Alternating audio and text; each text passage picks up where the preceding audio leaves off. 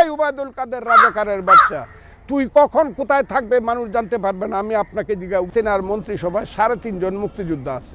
উবায়দুল কাদের হলো রাজাকার পরিবারের লোক।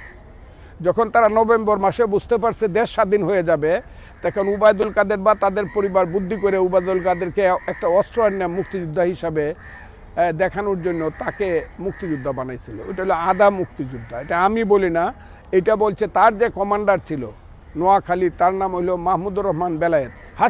এই উবায়দুল কাদের রাজাকারের বাচ্চা, তুই কখন কোথায় থাকবে মানুষ জানতে পারবে না। আমি আপনাকে জিজ্ঞাসা সেনার মন্ত্রিসভায় 3.5 জন মুক্তিযোদ্ধা আছে। উবায়দুল কাদের হলো রাজাকার পরিবারের লোক।